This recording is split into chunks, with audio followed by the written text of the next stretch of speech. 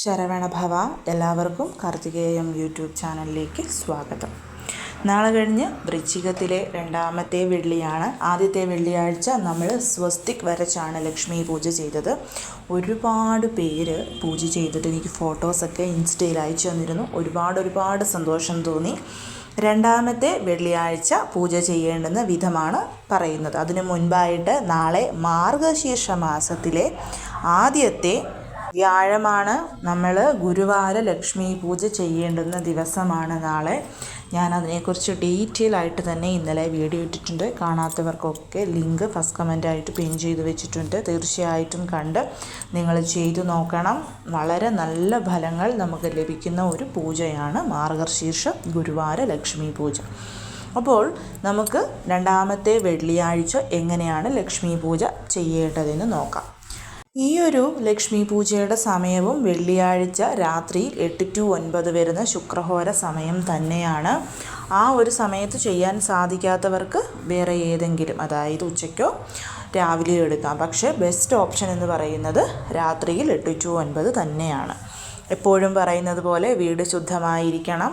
പടിപൂജയൊക്കെ ചെയ്ത് അക്ഷയപാത്രമൊക്കെ വെള്ളം മാറ്റി നിറച്ച് വീട്ടിൻ്റെ ഫ്രണ്ട് ഡോറിന് മുൻപിലായി 2 ദീപങ്ങൾ കൊളുത്തി വെച്ച് നല്ല മണമുള്ള അഗർബത്തി കൊളുത്തിയൊക്കെ വെക്കണം. നമ്മൾ യെല്ലോ കളറിലെ ഡ്രസ്സ് ധരിച്ചു വേണം ലക്ഷ്മി പൂജ ചെയ്യാൻ. ഗുരു കടാക്ഷം ലഭിക്കാൻ വേണ്ടിയിട്ടും ഗുരുകാരകത്വം കൂടാൻ വേണ്ടിയിട്ടുമാണ് യെല്ലോ കളറിലെ ഡ്രസ്സ് ധരിക്കണം എന്ന് പറയുന്നത്. അതുപോലെ തന്നെ ലക്ഷ്മി പൂജയിൽ കോടീശ്വര യോഗം കിട്ടുന്ന വസ്തുക്കൾ ഉൾപ്പെടുത്തണം. എല്ലാ ആഴ്ചയിലും പുതിയ ബ്ലൗസ് പീസ് ഈ ഒരു വൃശ്ചിക മാസത്തിൽ ദേവിക്ക് സമർപ്പിക്കാൻ പറ്റിയാൽ അത് വളരെ നല്ലതാണ്.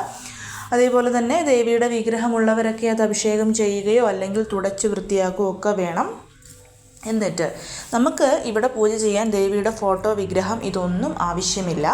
മാർഗശീർഷമാസ ലക്ഷ്മി പൂജ നിങ്ങൾ ചെയ്യുന്നവരാണ്, കലശം വെച്ചിട്ടുണ്ട് എന്നുണ്ടെങ്കിൽ ആ ഒരു കലശത്തിൻ്റെ മുൻപിലായിട്ട് നിങ്ങൾക്കിത് ചെയ്യാം. അതിനായിട്ട് നമുക്ക് വേണ്ടത് ഒരു വെറും നിലത്ത് ഇത് ചെയ്യാനായിട്ട് പാടില്ല. ഒരു ബോർഡ് എടുക്കണം. സാമാന്യം കുറച്ച് വലിപ്പമുള്ള ഒരു ബോർഡായാൽ വളരെ നല്ലതാണ്, തടിയുടെ. അങ്ങനെ അല്ലെങ്കിൽ നിങ്ങൾക്കൊരു വലിയ പ്ലേറ്റ്, ബ്രാസിൻ്റെ പ്ലേറ്റ് എടുക്കാം. അതും നിങ്ങളുടെ കയ്യിൽ ഇല്ല എന്നുണ്ടെങ്കിൽ ഒരു വാഴയില എടുത്താൽ മതിയാവും.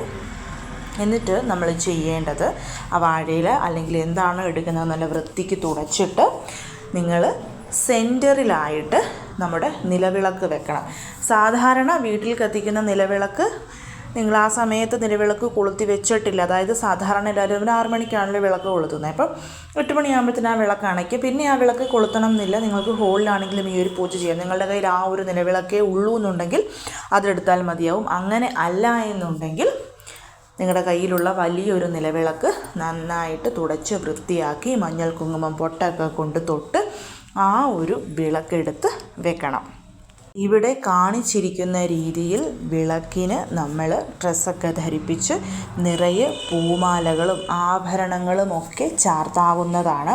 അങ്ങനെ ചെയ്യാൻ ഞങ്ങൾക്ക് താല്പര്യമില്ല എന്ന് പറയുന്നവർ നമ്മുടെ നിലവിളക്കിൽ മഞ്ഞൾ കുങ്കുമം പൊട്ടൊക്കെ വെച്ചിട്ട് ആ നടുപ്പകുതി ഉണ്ടല്ലോ, തണ്ട്, ആ ഭാഗത്ത് മുല്ലപ്പൂവോ എന്തെങ്കിലും നല്ല മണമുള്ള പൂക്കൾ കൊണ്ടൊന്ന് ചുറ്റിയാലും മതിയാവും. അത് നിങ്ങളുടെ ഇഷ്ടമാണ്. വിളക്കിനെ നമുക്ക് മഹാലക്ഷ്മിയായിട്ട് ഇതേ രീതിയിൽ തന്നെ അലങ്കരിച്ച് ചെയ്യാൻ പറ്റുന്ന തീർച്ചയായും ആ രീതിയിൽ അലങ്കരിക്കണം. അങ്ങനെ അല്ലാത്ത രീതിയിൽ ഞാൻ പറഞ്ഞതുപോലെ സെൻറ്ററിൽ ചുറ്റിയൊരു പൂ വെച്ചാൽ മതിയാവും. അങ്ങനെ വെച്ചാലും ഏത് രീതിയിൽ വെച്ചാലും ദേവി തന്നെയാണ് നമ്മുടെ നിലവിളക്കെന്ന് പറയുന്നത്. അതിനുശേഷം ആ ഒരു നിലവിളക്കിന് ചുറ്റുമായിട്ട് 8 താമരപ്പൂക്കൾ വരയ്ക്കണം. അതേപോലെ ഒരു കാര്യം കൂടി പറഞ്ഞുകൊള്ളട്ടെ, നിലവിളക്ക് തന്നെ ഇവിടെ എടുക്കണം, മറ്റൊരു വിളക്കും പറ്റില്ല. അത് ഓർത്തിരിക്കണം. കുറച്ച് പേർ ചിലപ്പോൾ അത് ചോദിക്കാൻ സാധ്യതയുള്ളത് കൊണ്ടാണ് പറഞ്ഞത്. 8 പൂക്കൾ ചുറ്റി വരയ്ക്കണം. അതായത് ഞാൻ ഈ കാണിച്ചിരിക്കുന്നത് പോലെ വേണം നമ്മൾ താമരപ്പൂ വരയ്ക്കാൻ. ഒന്നെങ്കിൽ ഞാൻ ആ വലിയ താമരപ്പൂ വരച്ചിരിക്കുന്ന ഭാഗത്ത് നമ്മുടെ നിലവിളക്ക്, അതിന് ചുറ്റുമായിട്ട് 8 താമരപ്പൂക്കൾ ഇങ്ങനെ വരയ്ക്കാം. അങ്ങനെ അല്ലെന്നുണ്ടെങ്കിൽ നമ്മളൊരു വിളക്കിന് ചുറ്റുമായിട്ട് പൂക്കൾ വെക്കും, അല്ലാത്ത പൂക്കളൊക്കെ ഇടുമ്പം എന്ന് പറയുന്നത് പോലെ താമരപ്പൂക്കൾ വരയ്ക്കാം. നിങ്ങളുടെ ഇഷ്ടമാണ്, നിങ്ങളുടെ ചോയ്സാണ് ഏത് രീതിയിൽ താമരപ്പൂ വരയ്ക്കണം എന്നുള്ളത്. പക്ഷേ വരയ്ക്കുമ്പം ശ്രദ്ധിക്കേണ്ടുന്ന കാര്യം 8 ഇതളുകളോട് കൂടിയ 8 താമരപ്പൂക്കൾ വരയ്ക്കണം. അതായത് മുകൾ ഭാഗത്ത് 5 ഇതളും താഴ്ഭാഗത്ത് 3 ഇതളും, അങ്ങനെ 8 ഇതളോടുകൂടിയ 8 താമരപ്പൂക്കളാണ് വരയ്ക്കേണ്ടത്. ഈ 8 താമരപ്പൂക്കളും 8 വിധത്തിലുള്ള ലക്ഷ്മികളെയാണ് സൂചിപ്പിക്കുന്നത്. അതായത് രണ്ടാമത്തെ വെള്ളിയാഴ്ച നമ്മൾ അഷ്ടലക്ഷ്മികളെയാണ് പൂജ ചെയ്യുന്നത്. 8 രീതിയിലുള്ള ഐശ്വര്യവും നമ്മുടെ വീട്ടിലോട്ട് വരാൻ വേണ്ടിയിട്ട് അഷ്ടലക്ഷ്മി പൂജയാണ് നമ്മൾ ചെയ്യുന്നത്. ഇപ്പോൾ നിങ്ങൾക്ക് മനസ്സിലായി എന്ന് വിശ്വസിക്കുന്നു. താമരപ്പൂക്കൾ വരച്ചതിന് ശേഷം അതിൻ്റെ നടുക്കായിട്ട് മഞ്ഞൾ കുങ്കുമവും കൊണ്ട് ഓരോ ചെറിയ പൊട്ടും കൂടി നമ്മൾ തൊടണം. എന്നിട്ട് ഈ വിളക്കിൽ നമ്മൾ ഒഴിക്കേണ്ടത് വെളിച്ചെണ്ണയാണ്. കഴിഞ്ഞ വെള്ളിയാഴ്ച നമ്മൾ ഒഴിച്ചത് നെയ്യാണ്, പക്ഷേ ഈ വെള്ളിയാഴ്ച നമ്മൾ ഒഴിക്കേണ്ടത് വെളിച്ചെണ്ണയാണ്. വെളിച്ചെണ്ണ ഒഴിച്ച് 5 തിരി, താമര തണ്ട് തിരിയും കൂടി കൂട്ടി യോജിപ്പിച്ച് 5 തിരിയിട്ട് വേണം നമ്മളിവിടെ നിലവിളക്ക് തെളിയിക്കാൻ വേണ്ടിയിട്ട്. നിലവിളക്ക് കത്തിച്ചതിന് ശേഷം അതിലോട്ട് പച്ചക്കർപ്പൂരവും ഏലക്കായും ഗ്രാമ്പൂവും കൂടി പൊടിയാക്കിയിട്ട് അത് മിക്സ് ചെയ്ത് നമ്മൾ ചേർക്കുകയും കൂടി വേണം ഈ ഒരു വെളിച്ചെണ്ണയിൽ. അത് നിങ്ങൾക്ക് വേണമെങ്കിൽ ആദ്യം തന്നെ ഒരു ചെറിയ പാത്രത്തിൽ ആവശ്യമുള്ള വെളിച്ചെണ്ണ എടുക്കണം.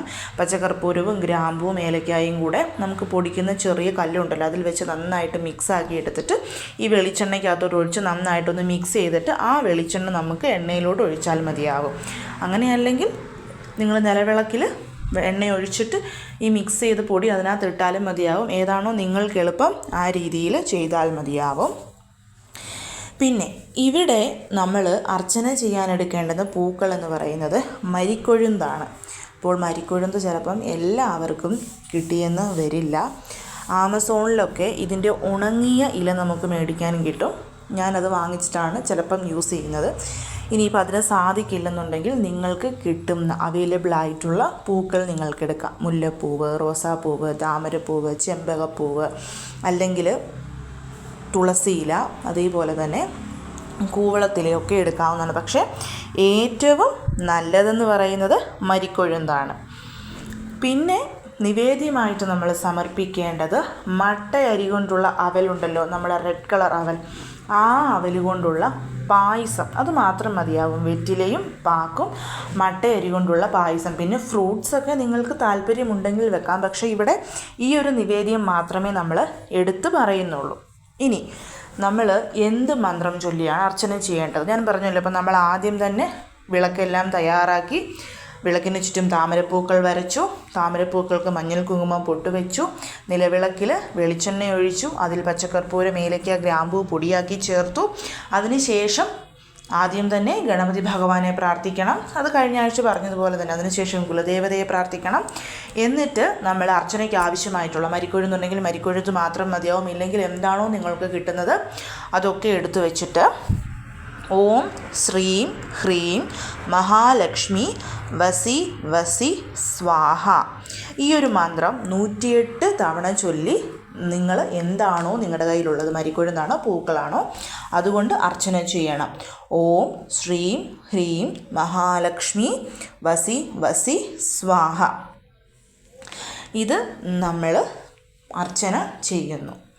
അർച്ചന ചെയ്തതിന് ശേഷം നമ്മൾ എപ്പോഴും പറയുന്നത് പോലെ ധൂപ ദീപ ആരതിയൊക്കെ എടുക്കാം. അങ്ങനെയല്ല നിങ്ങൾക്ക് മഹാലക്ഷ്മി അഷ്ടകം അതൊക്കെ ചൊല്ലണമെന്നുണ്ടെങ്കിൽ ഇതൊക്കെ കഴിഞ്ഞിട്ട് ചൊല്ലാവുന്നതാണ്. ധൂപദീപ ആരതി എടുക്കുന്നു, വെറ്റിലയും പാക്കും അതേപോലെ തന്നെ അവൽ കൊണ്ടുള്ള പായസവും സമർപ്പിക്കുന്നു. ഫ്രൂട്ട്സൊക്കെ നിങ്ങൾക്ക് സമർപ്പിക്കണമെന്നുണ്ടെങ്കിൽ തീർച്ചയായിട്ടും സമർപ്പിക്കാം. അതിനുശേഷം കർപ്പൂര ആരതിയും കൂടി എടുത്ത് അമ്മയെ നമസ്കരിക്കുന്നു. എൻ്റെ ഈ പൂജ സ്വീകരിക്കണമെന്നും അനുഗ്രഹിക്കണമെന്നും നമ്മൾ പറയുന്നു. അതിനുശേഷം നിങ്ങൾക്ക് ഞാൻ പറഞ്ഞതുപോലെ മഹാലക്ഷ്മി അഷ്ടകമൊക്കെ ജപിക്കാവുന്നതാണ്. പക്ഷേ ഈ ഒരു മന്ത്രം ചൊല്ലി ഈ പൂജ നമ്മളിങ്ങനെ തന്നെ കംപ്ലീറ്റ് ചെയ്യണം. അതിനുശേഷം അന്നത്തെ ദിവസം മുഴുവൻ, അതായത് വെള്ളിയാഴ്ച മുഴുവൻ അതവിടെ ഇരുന്നോട്ടെ, എടുത്ത് മാറ്റേണ്ട. ഇപ്പോൾ ഹോളിലൊക്കെയാണ് നിങ്ങൾക്ക് സ്ഥലമില്ല എന്നുണ്ടെങ്കിൽ ഒരു 9:30-ക്ക് ശേഷം അതെടുത്ത് മാറ്റാവുന്നതാണ്. മരിക്കൊഴുന്തുകൊണ്ടാണ് നിങ്ങൾ ദേവിക്ക് മന്ത്രം ചൊല്ലി അർച്ചന ചെയ്തെന്നുണ്ടെങ്കിൽ ആ മരിക്കൊഴുന്ത് കളയരുത്. നല്ല മണമാണ് ഈ മരിക്കൊഴുന്തിന്. ഇതെടുത്തിട്ട് ഡയറക്റ്റ് വെയിലിൽ വെക്കരുത്. സൺഷെയ്ഡിൻ്റെയൊക്കെ അടിയിൽ ഡയറക്റ്റായിട്ട് സൺലൈറ്റ് കിട്ടാതെ ഒരു ഷെയ്ഡിൽ നമുക്ക് സൂര്യവെളിച്ചം കിട്ടുമല്ലോ, അങ്ങനെ കിട്ടുന്നിടത്ത് വെച്ച് ഈ മരിക്കൊഴുന്ത് നമ്മൾ നന്നായിട്ട് ഉണക്കിയെടുക്കണം. ഉണക്കിയെടുത്തിട്ട് അത് പൊടിച്ചിട്ട് ചെറുപയർ പൊടിയും കൂടിയാക്കി മിക്സ് ചെയ്ത് എല്ലാ വെള്ളിയാഴ്ചകളും നമ്മളിത് നമ്മുടെ ശരീരത്ത് തേച്ച് കുളിക്കണം. കല്യാണം നടക്കാത്തവർക്ക് വളരെ പെട്ടെന്ന് കല്യാണം നടക്കാനും ഭാര്യയും ഭർത്താവും തമ്മിലുള്ള ബന്ധം നല്ല രീതിയിൽ ദൃഢമായി മുന്നോട്ട് കൊണ്ടുപോകാനും ഇത് സഹായിക്കും. അതുകൊണ്ട് തന്നെ മരിക്കൊഴുന്ത് കിട്ടി പൂജ ചെയ്തിട്ടുള്ളവർ തീർച്ചയായിട്ടും ഇത് നിങ്ങളുടെ ഡേ ടു ലൈഫിൽ ഉപയോഗിക്കാവുന്നതാണ്. അത് സമയം എന്ന് പറയുന്നത് വെള്ളിയാഴ്ച 6 to 7 വരുന്ന ശുക്രഹോര സമയമുണ്ടല്ലോ, ആ ഒരു സമയത്ത് തന്നെ ഇത് ബോഡിയിൽ തേച്ച് കുളിക്കുന്നതാണ് ഏറ്റവും നല്ലത്. ഒന്നാമത്തെ കാര്യം ശുക്രവശ്യം, രണ്ടാമത്തെ കാര്യം വിവാഹം പെട്ടെന്ന് നടക്കാനും അതേപോലെ തന്നെ ഭാര്യയും ഭർത്താവും തമ്മിലുള്ള ബന്ധം നല്ല രീതിയിൽ മുന്നോട്ട് പോകുകയും ചെയ്യും.